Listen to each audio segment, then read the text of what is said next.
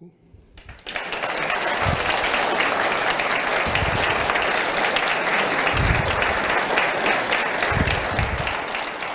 Alors je vais commencer, comme l'a fait la personne qui a eu la gentillesse de m'introduire, par vous parler un peu de souveraineté. Parce que qu'est-ce que c'est que la souveraineté? Eh bien, dans une nation, c'est d'avoir, aussi curieux que ça paraisse, la compétence des compétences. C'est-à-dire que c'est la nation qui détermine qui fait quoi dans les différents organismes juridiques. Je m'explique, une nation, comme le disait Renan, c'est une volonté de vivre ensemble. Donc je suis assez partisan de cette notion parce que vous avez plusieurs notions de nation. Vous avez la notion allemande, qui est que c'est un peuple, un territoire, une langue. C'est pas la mienne. Pour moi, la France, c'est une volonté de vivre ensemble. C'est-à-dire, aussi que, encore une fois, la France, c'est une histoire d'amour. Vous êtes français parce que vous aimez ce pays. C'est une chose pour moi qui est extrêmement importante. De cette nation est sorti un État que nous avons depuis longtemps. Et cet État, nous lui confions la protection de la nation. C'est-à-dire qu'il doit nous protéger contre les ennemis intérieurs et extérieurs. Tout ça, c'est du droit constitutionnel de première année. Hein. Ça n'a rien de nouveau. Mais dès que vous avez introduit un État dans un système économique à qui vous avez dit, comme le disait Max Weber, à qui vous avez donné le monopole de la violence légitime, c'est-à-dire la possibilité de vous mettre en prison, de vous couper la tête ou de vous pendre, il y a immédiatement un immense problème qui se pose, c'est comment se protège le citoyen contre cet État. C'est à peu près le seul problème de la science politique, c'est comment vous protégez, vous personnellement, contre le monstre que vous avez créé. Et la seule solution qui a été trouvée par un philosophe anglais il y a très longtemps qui s'appelait Locke, qui était à la fin du XVIIe, c'est de le protéger par un certain nombre de contre-pouvoirs. Le premier des contre-pouvoirs, c'est le vote des impôts. C'est-à-dire vous essayez de tenir ces gens-là par le pognon, quoi. Ils n'ont pas d'argent si vous ne leur donnez pas la permission d'avoir de l'argent. Alors regardons ce qui s'est passé depuis quelque temps. Le vote des impôts, le vote des dépenses de l'État. Eh bien, je ne sais pas si vous avez remarqué, mais nous sommes endettés. Ça ne vous a pas échappé. Hein. Mais qu'est-ce que c'est que la dette? Ça n'est que de l'impôt différé. C'est-à-dire qu'on emprunte de l'argent aujourd'hui et cet argent sera remboursé dans 20 ans, dans 25 ans, dans 15 ans, selon la durée de l'obligation. Il sera remboursé par les payeurs d'impôts dans 15 ans, dans 20 ans, dans 25 ans. Et ce payeur d'impôts, il n'a pas payé, il n'a pas voté. Donc nous avons une première contradiction dans notre monde, c'est que le personnel politique s'est affranchi de la première des exigences de Locke, le vote de l'impôt. Dans une démocratie, une vraie, la dette serait anticonstitutionnelle, sauf en temps de guerre. Parce qu'il n'y a aucune raison de forcer vos enfants à payer pour que vous ayez un niveau de vie plus élevé aujourd'hui, me semble-t-il. Vous voyez, ça me paraît déjà la première des choses. Donc, première règle de Locke, le vote des impôts, nous l'avons tournée. Nous ne respectons plus cette première règle. La deuxième des règles de Locke, c'était le droit de propriété. Pour résister à l'État, il faut que la propriété ne puisse pas être capturée par cet État. Comment capture-t-on la propriété? Vous avez la façon ancienne et stupide qui est la nationalisation, mais ça ne marche pas. Il vaut peut-être beaucoup mieux l'imposition. C'est-à-dire qu'on impose à tort et à travers tous les gens qui ont des biens, ce qui leur enlève leur liberté. Parce que, comme le disait Dostoïevski, l'argent, le pognon, c'est de la liberté frappée. Si vous avez des actifs à vous, qui vous appartiennent, avec lesquels vous travaillez, et vous contribuez au bien commun, eh bien, ces actifs vous permettent d'être libre, de résister à la tyrannie. À partir du moment où on vous impose et où on vous met des réglementations dans tous les sens qui ne vous permettent pas de faire ce que vous voulez de vos actifs, eh bien, vous avez perdu cette seconde liberté. Aujourd'hui, les propriétaires immobiliers, les propriétaires de sociétés ne sont plus libres de la disposition de leurs actifs. Je vous donne un exemple. Le Code du travail en Suisse doit faire 30 pages. Le Code du travail en France, il en fait 3000. Donc, c'est une histoire de fou. Vous ne pouvez pas gérer votre affaire. C'est absolument extraordinaire. Dans le domaine financier, d'où je travaille beaucoup, vous avez maintenant des réglementations absolument monstrueuses dans le domaine de l'énergie. Or, vous savez que l'économie, c'est de l'énergie transformée, c'est tout. Donc, si on vous force à utiliser des énergies qui ne sont pas fiables, qui ne sont pas rentables, si on les subventionne, on vous met en concurrence de façon déloyale avec des gens qui n'ont pas ces contraintes. Et donc, une fois encore, vous vous retrouvez ayant perdu votre liberté. C'est un peu gênant. Donc, notre deuxième socle de la démocratie, le premier étant déjà détruit, est détruit lui aussi. Vous avez le troisième idée de Locke, c'était la séparation des pouvoirs, c'est-à-dire qu'on essayait d'arrêter l'État par le droit, ce qui suppose l'indépendance de la justice. Et je ne sais pas si vous avez remarqué, mais aujourd'hui, la justice est soit non indépendante. Vous savez, on dit qu'il y a une justice, il y a une magistrature assise et une magistrature debout. Et une magistrature debout, vous savez, c'est les deux. Et personne ne parle jamais de la magistrature couchée, ce qui est un petit peu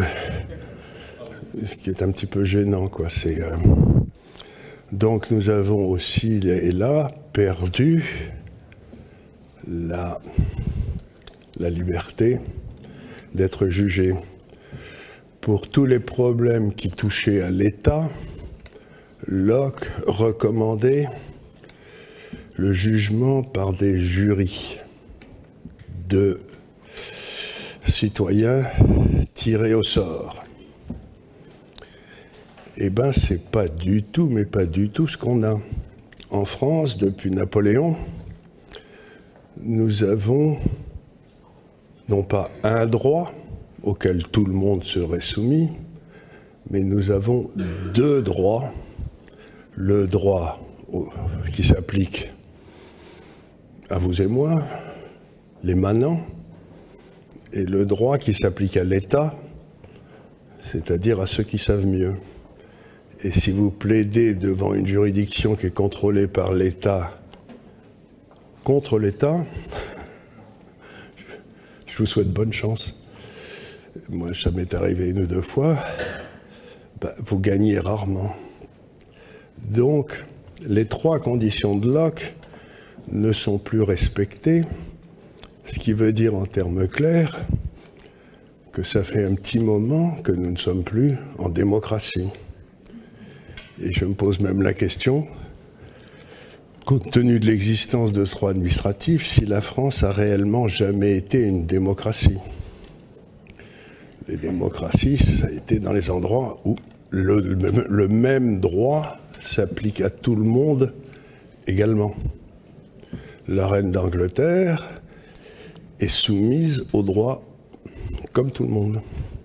La reine Victoria avait reçu la demande de l'impératrice d'Autriche à l'époque, qui voulait venir en Angleterre pour une visite officielle avec son petit chien préféré. Ça paraît pas une grosse histoire, hein. Et la reine d'Angleterre, comme l'interdiction d'animaux à cause de la rage était la loi en Angleterre, a répondu qu'il n'en était pas question. Donc le souverain d'Angleterre avait intégré cette extraordinaire vertu de la société anglaise pendant longtemps, l'égalité devant le droit, rendue par des jurys populaires. C'est une belle chose, hein? Et enfin, ce que dit Locke, qui a écrit un traité admirable que je ne saurais trop vous recommander de lire, qui s'appelle « De la tolérance », je crois, disait quelque chose qui était très, très profond et très contradictoire à la fois. Il disait, et c'est ce qu'a dit aussi quelque part Jean-Paul II dans Centesimus Annus, il disait qu'une démocratie ne peut exister que dans un État-nation. Parce que dans un État-nation, vous vous présentez contre vos concurrents et vous acceptez la défaite. Parce que vous mettez la nation au-dessus de vous-même.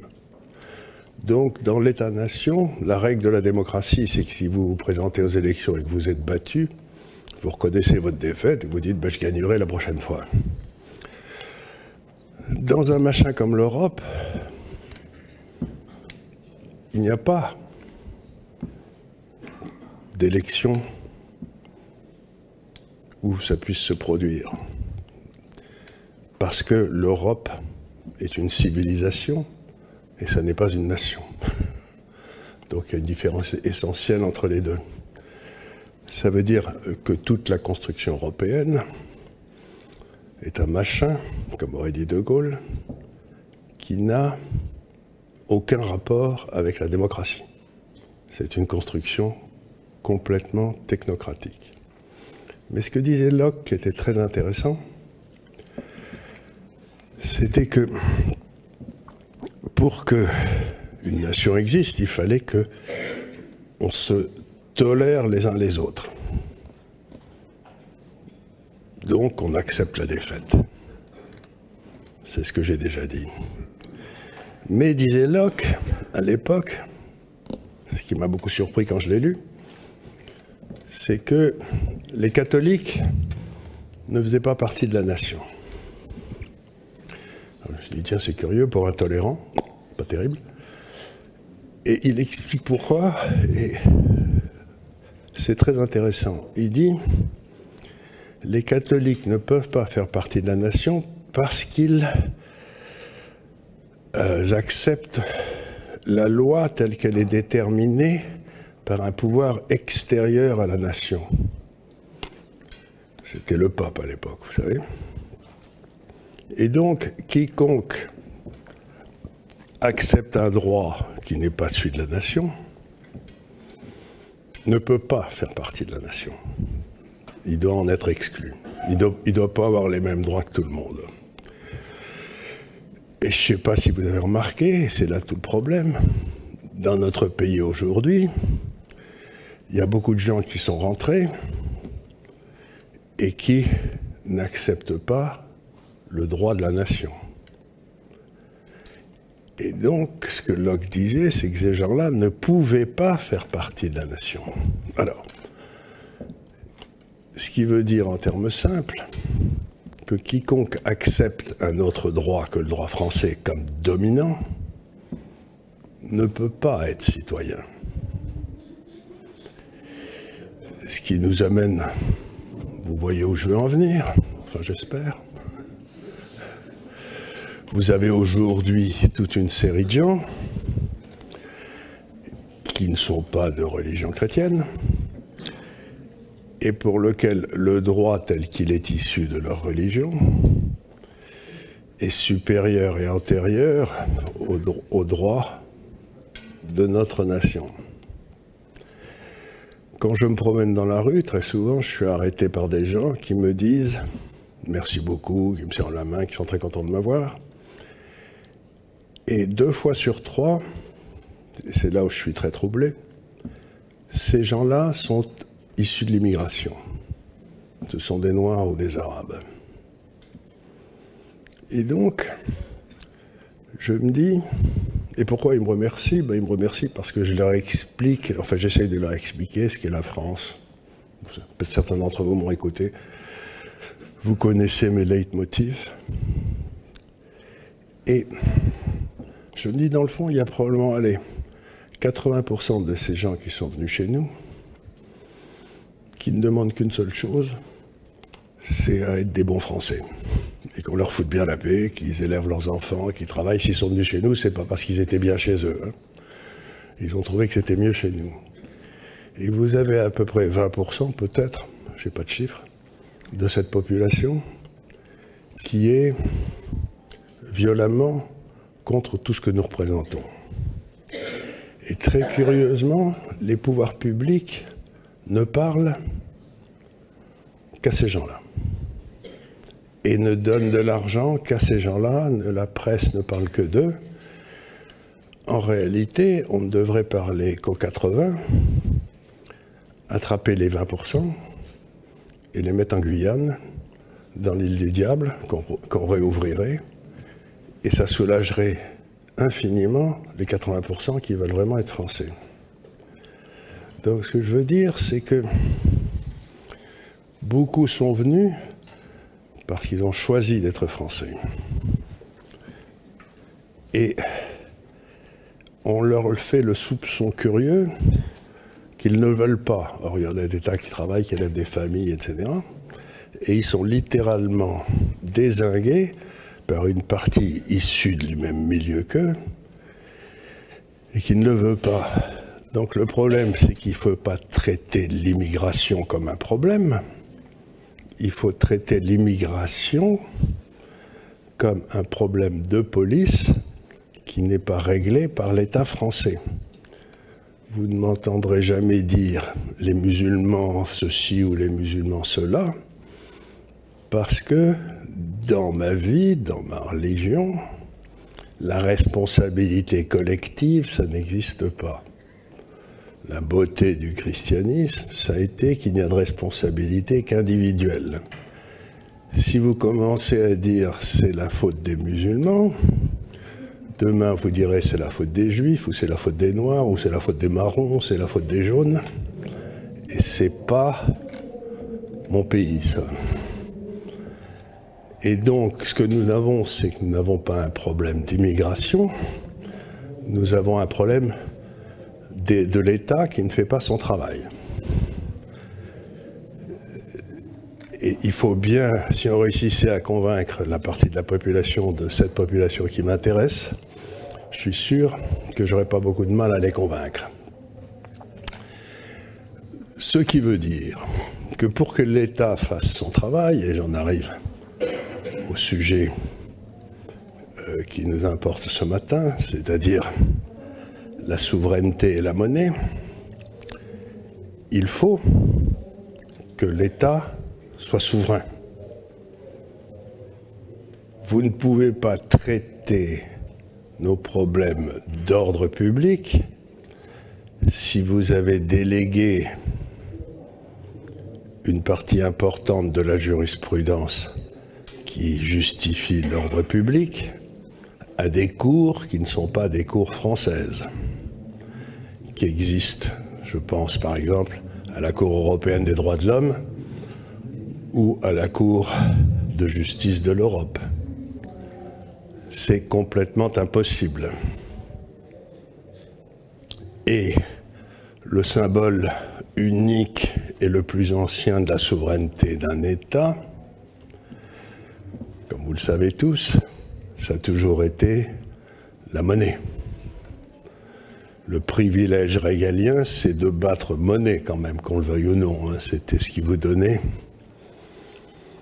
Alors, ça aussi, on nous l'a enlevé. Alors, je vais essayer de vous donner quelques réflexions sur la monnaie. Et je vais commencer par pourquoi la monnaie a de la valeur. Ça vaut rien, c'est des 0 et des 1 dans un ordinateur et ça coûte rien à faire. Et alors, cette question importante a été traitée par 3 personnes. La première, c'était Aristote, qui vous disait la monnaie à l'époque, c'était l'argent métal en Grèce. La monnaie a de la valeur parce que ça coûte très cher à faire. Et ça, c'est une idée qui est intéressante, mais qui est fausse, parce que si vous faites quelque chose qui coûte très cher et qui ne sert à rien, ça ne vaut rien. Donc c'est l'idée de la valeur travail qui a été reprise par les marxistes, et ça s'est planté de façon monstrueuse. On l'a vu. Bon, donc la monnaie, c'est pas quelque chose qui coûte très cher à faire. La deuxième idée, c'était celle de Platon, qui disait la monnaie, c'est une convention. C'est-à-dire, tout le monde accepte la monnaie parce que c'est pratique, ça évite le troc. Si vous devez calculer le prix d'un carquois par rapport à une flèche ou à une massue, c'est quand même plus simple d'avoir une monnaie pour faire le boulot plutôt que de faire des règles de 3 tout le temps, quoi. Ça facilite le boulot. Donc c'est une convention. Et puis la personne qui a parlé le plus intelligemment de la monnaie, aussi curieux que ça paraisse, c'est le Christ. Alors le Christ, vous savez, il était en train de se balader dans la campagne, et il voit, il y a un pharisien qui arrive, qui lui tend un piège affreux, et qui lui dit, Rabbi, faut-il payer les impôts à César? C'était le piège total, parce que si le Christ disait oui, ben, les sicaires, vous savez, c'était les résistants de l'époque, le liquidaient, et s'il disait non, c'était les Romains qui le liquidaient. Donc vous voyez, c'était quand même le piège dans toute son horreur, quoi. Et le Christ dit, avec quoi payez-vous les impôts à César? Et le pharisien répond, ben, avec de la monnaie. Et le Christ lui dit, montrez-moi cette monnaie. Le type sort une pièce, et le Christ dit, qu'est-ce qu'il y a sur cette pièce? Qui est cette personne? Et on lui dit, le pharisien lui répond, ben, c'est César. Et le Christ termine en disant, rendez à César ce qui est à César et à Dieu ce qui est à Dieu. C'est de là où est venue dans la civilisation la séparation de l'Église et de l'État, vous le savez. Mais surtout, ce que personne ne dit jamais, c'est que le Christ dit, mais très clairement, la monnaie, c'est César. La monnaie, c'est César. Et la monnaie, ça sert à payer les impôts. Donc vous voyez bien le lien extraordinaire entre la monnaie et César, le symbole même de la souveraineté. C'est-à-dire qu'entre une nation, une monnaie et un État, si j'ose dire, c'est les deux côtés de la même pièce de monnaie. C'est la même chose. Donc si on vous enlève votre monnaie, ça veut dire qu'on vous enlève votre souveraineté complètement. Et à ce moment-là, vous n'êtes plus un État, vous êtes une province. C'est pas possible autrement.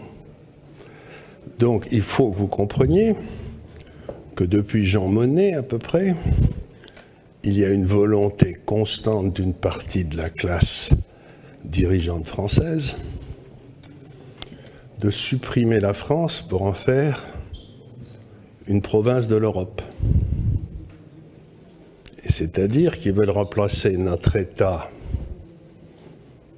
symbole même de notre volonté de vivre ensemble, par une espèce de construction administrative et technocratique pour essayer de construire une nation européenne qui n'existe pas et qui n'existera jamais. Il n'y a pas d'équipe de football européenne. On ne va pas aller se battre, on ne va pas sortir d'une tranchée pour aller défendre Bruxelles, quoi. C'est pas, me faites pas rigoler. La patrie, c'est l'endroit où votre père est enterré. Ça paraît curieux, mais c'est ça l'origine étymologique du mot.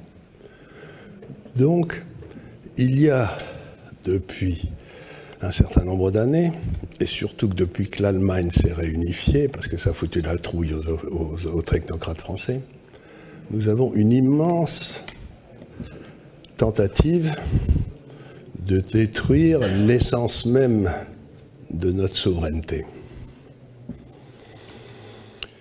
Et ça s'est fait sans que jamais on ne demande son avis au peuple. En fait, on lui a demandé une fois, avec la Constitution européenne, et puis on lui a immédiatement, il a dit non, ce qui me paraissait à moi évident. Et puis, M. Sarkozy a dit, vous n'avez pas bien compris, vous êtes trop bête, donc on va faire voter le changement de Constitution par le Congrès. Vous savez, les deux chambres réunies ensemble.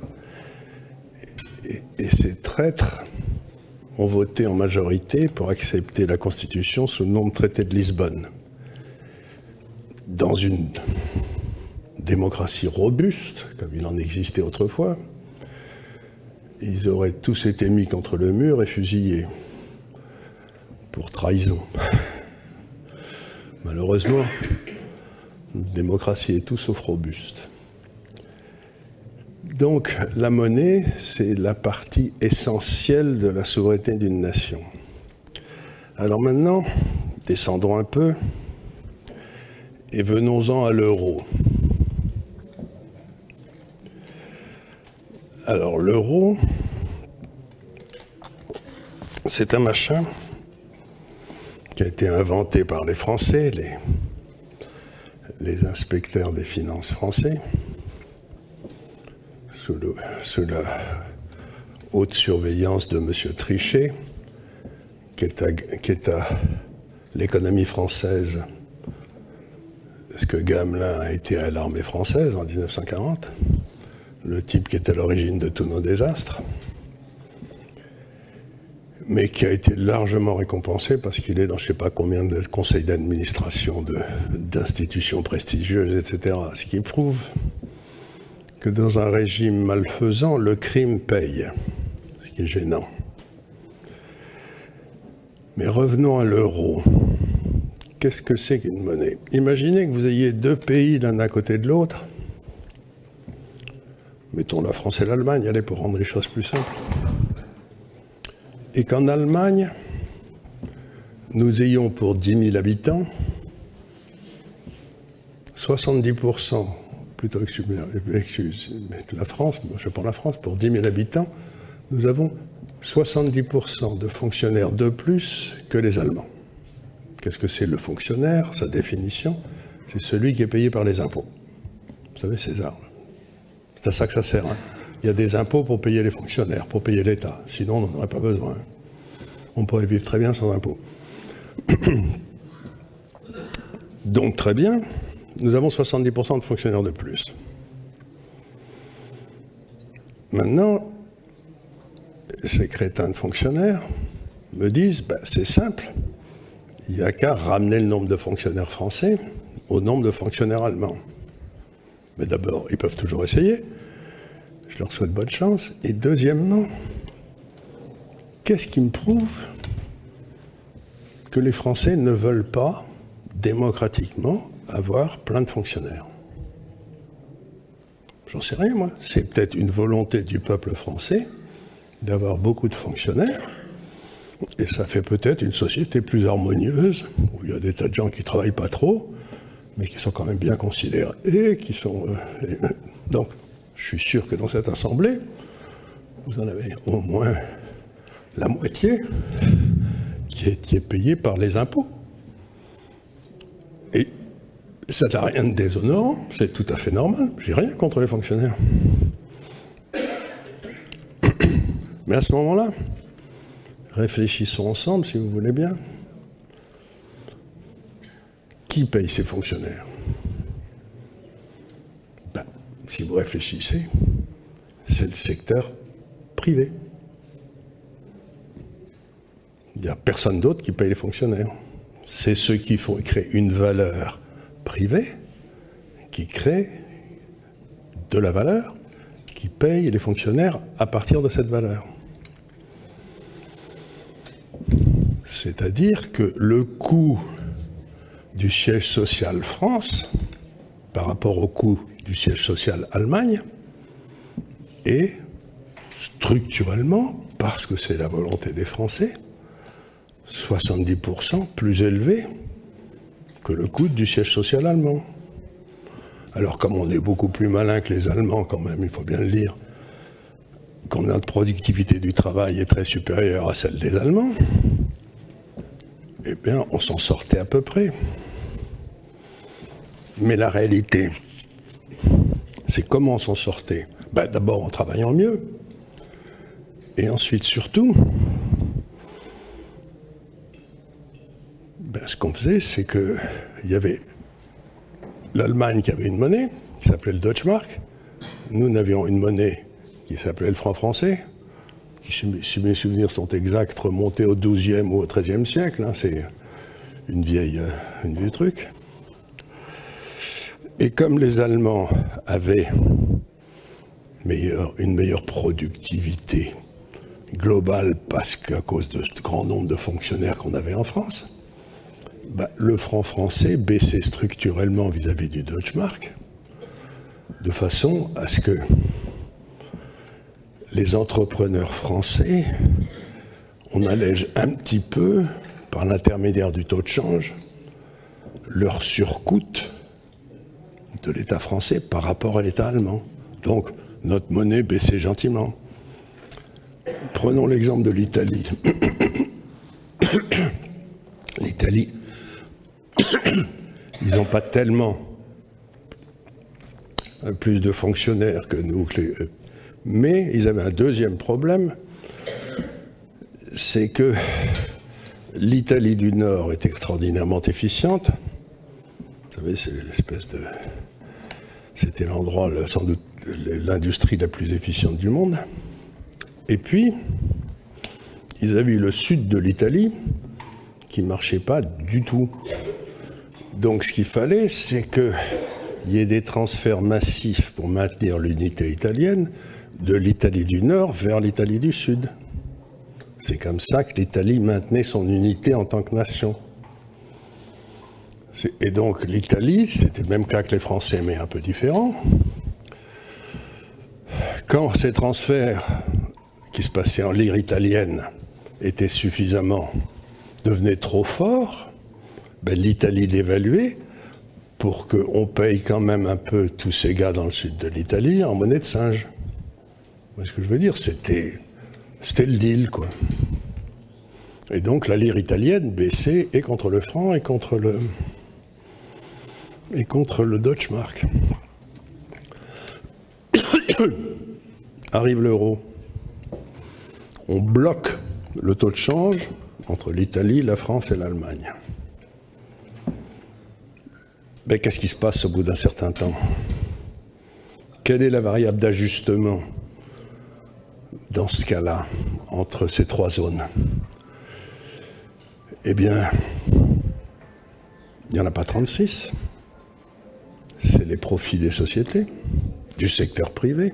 C'est la création de valeur par le secteur privé, qui d'un seul coup ne devient plus concurrentiel au bout d'un certain temps avec l'Allemagne. Et donc, quand l'euro a été créé, j'ai écrit un livre qui s'appelait « Des lions menés par des ânes ». Les lions étant les entrepreneurs, les ânes étant trichés, qui montrait que l'euro allait amener automatiquement à trop de maisons en Espagne, trop de fonctionnaires en France et trop d'usines en Allemagne. Vous voyez, c'était le thème de mon livre. Il a tiré à 30 000 exemplaires. J'étais le deuxième tirage de Lafon cette année-là. Trichet en a reçu 12 exemplaires, paraît-il. De gens qui lui ont envoyé pour lui dire « T'es sûr de ton truc de l'euro » là.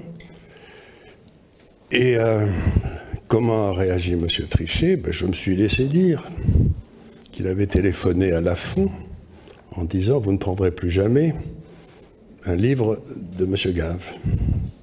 Donc on voit que cette classe non démocratique déteste par-dessus tout la contestation, la discussion et la remise en cause. Ce sont des gens qui, ayant suivi les meilleures études,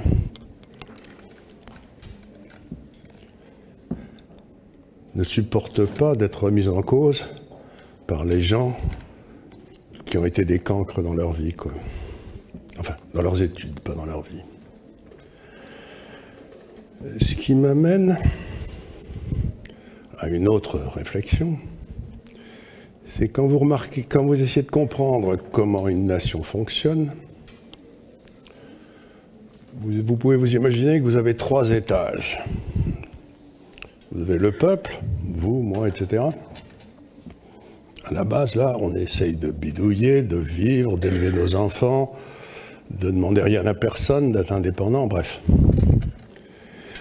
Et puis, au-dessus de ce peuple, vous avez cette classe administrative qui fait fonctionner l'État. Vous savez, l'État, c'est une machine aujourd'hui très compliquée. Donc, il y a besoin de beaucoup de monde. Ça requiert de faire des études longues et extraordinairement emmerdantes. Vous apprenez vraiment rien d'intéressant si c'est la façon dont l'État fonctionne. Et la condition sine qua non, c'est de n'avoir aucun caractère. Parce que si vous aviez du caractère, vous feriez autre chose tellement c'est emmerdant, quoi. Donc la classe administrative, elle se définit par le manque de courage, le manque de caractère. Bon, ça c'est évident. Et l'envie forcenée de ne jamais prendre aucun risque. Parce que s'ils sont dans l'administration, c'est parce qu'ils ne veulent prendre aucun risque. S'ils voulaient prendre des risques, ils seraient dans le secteur privé. Là, on s'amuse beaucoup plus. On prend des claques, on tombe, on se relève, c'est affreux. Donc, ils n'aiment pas le risque. Et alors, ce qui s'est passé avec la constitution de la 5e, qui est une abomination, ce qui s'est passé, c'est qu'à partir des années Giscard, la classe administrative a pris le contrôle du politique. Et tout en haut, vous avez le politique. Et le rôle du politique, c'est de prendre des décisions extraordinairement dangereuses, extraordinairement risquées, sans avoir tous les éléments pour les prendre. C'est-à-dire que le rôle du politique, c'est d'être foudroyé s'il se trompe. C'est Pétain. Il est foudroyé. Mais c'est la noblesse de la politique, c'est d'être foudroyé, justement. C'est pour ça qu'on les choisit. C'est l'exécution du roi qui est un classique de la sociologie. Et à partir de 70, notre classe politique a été conquise par la classe administrative. C'est-à-dire que la vraie réalité de la France aujourd'hui, c'est que nous n'avons plus de classe politique. Il n'y a plus d'hommes politiques. Il n'y a que des Juppé ou que des Fabius, qui, quoi qu'ils fassent, ne sont jamais foudroyés. C'est quand même stupéfiant dans notre pays. Pour être au Conseil constitutionnel, apparemment, il faut avoir été condamné par la justice, avoir un casier judiciaire. Parce que, si vous voulez, Dumas avait un casier judiciaire, Fabius a un casier judiciaire, Juppé, qui est sans doute le prochain président, a un casier judiciaire, et vous ne pouvez pas vous empêcher de penser qu'un gendarme n'a pas le droit d'avoir un casier judiciaire. Et la plus haute magistrature peut avoir un casier judiciaire. Pourquoi? Parce qu'ils se protègent les uns les autres. Ils font passer des lois. Si vous aviez une chambre des députés où il y avait des garçons coiffeurs, eh bien, ils passeraient des lois favorables aux garçons coiffeurs. Si vous avez une chambre des députés où il n'y a que des fonctionnaires, ils passeront des lois favorables aux fonctionnaires et pour dédouaner les fonctionnaires. Je ne sais pas combien d'entre vous ont lu le Petit Nicolas. Vous savez, le Petit Nicolas, c'était Saint-Pé et Goscinny. Il y avait le Petit Nicolas, il y avait Clotaire, il y avait tous les... Et puis il y avait Agnan, vous savez, qui était le chouchou de la maîtresse, qui était la maîtresse préférée, enfin, qui était celui qui portait des lunettes, donc on ne pouvait pas le taper, quoi. C'était... Eh bien, aujourd'hui, nous sommes gouvernés par les Agnans. Et on en voit le résultat tous les jours. Quand j'étais dans mon université aux États-Unis, il y a un professeur qui nous a dit « Pourquoi croyez-vous que les entreprises qui sont là veulent vous embaucher ?» Et on s'est tous dit « Mais qui c'est ce crétin ?» Ben, ils veulent nous embaucher parce qu'on est les meilleurs, quoi. C'est évident, non? Il ne nous dit pas du tout. Vous avez 27, 28, 29 ans, 30 ans, vous êtes en business school, et vous avez montré que vous continuez à étudier des trucs qui ne sont pas bien intéressants. Donc vous n'avez aucun caractère, et vous êtes de la chair à canon, quoi, pour les grandes sociétés. Si vous aviez du caractère, il y a longtemps que vous auriez créé votre entreprise.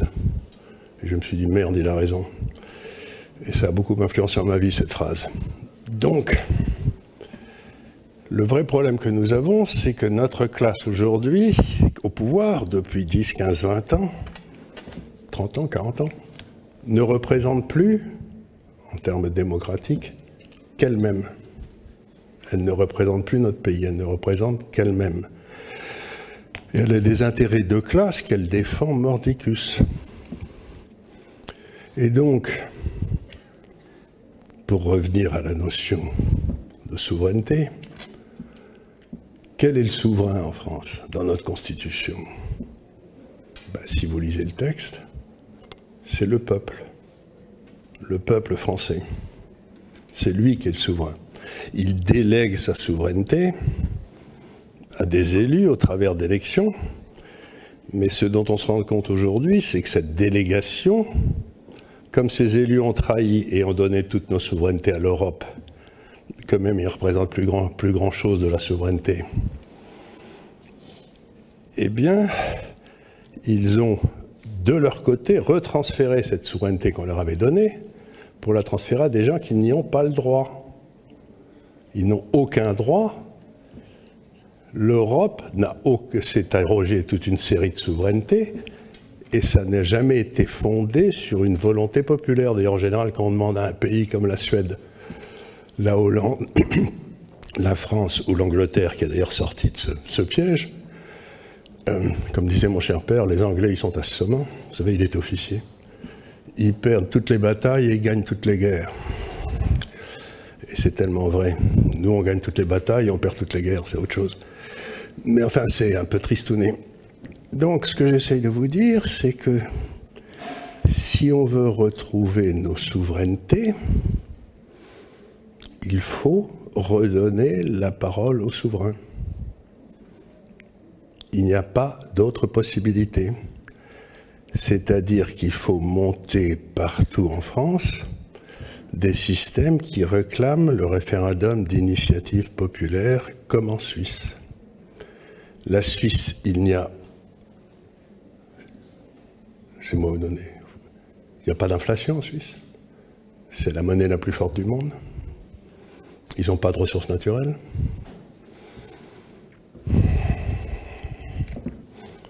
Ils ont des excédents des comptes courants. Je crois que le SMIC en Suisse doit être à 4000 francs suisses, je ne sais pas combien. S'il y a un SMIC, parce qu'ils ne s'en occupent pas beaucoup. Et je vais demander à la salle, je suis sûr que je vais avoir de nombreuses réponses. Vous connaissez le nom d'un homme politique suisse? Quelqu'un connaît le nom d'un homme politique suisse? Qui ne soit pas suisse? Enfin, s'il est suisse, il n'a pas besoin de répondre. Donc ce que j'essaye de dire par là, c'est que si vous ne connaissez pas le nom d'un politicien suisse, c'est peut-être pour ça que la Suisse marche. C'est parce que les Suisses votent sur tout.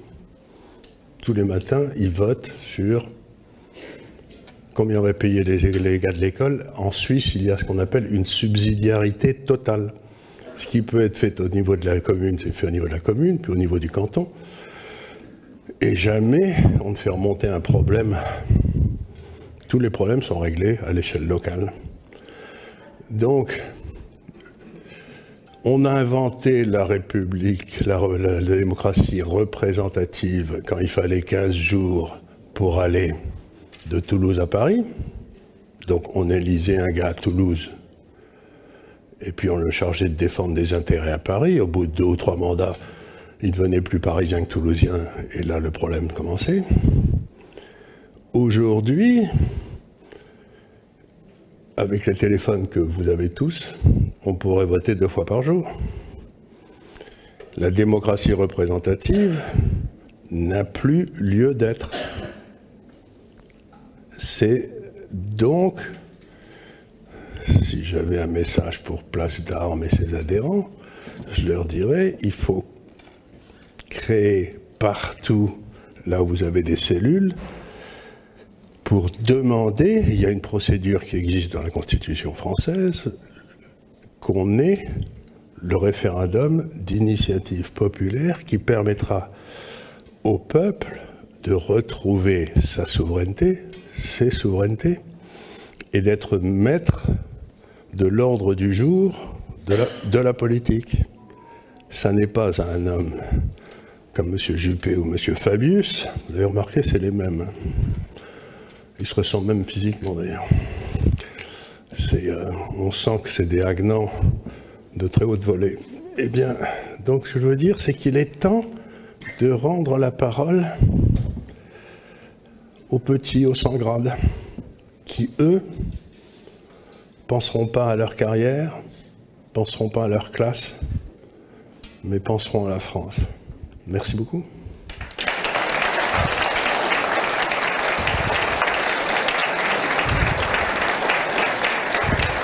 J'ai plein de copains et aussi qui sont devenus hommes politiques, etc.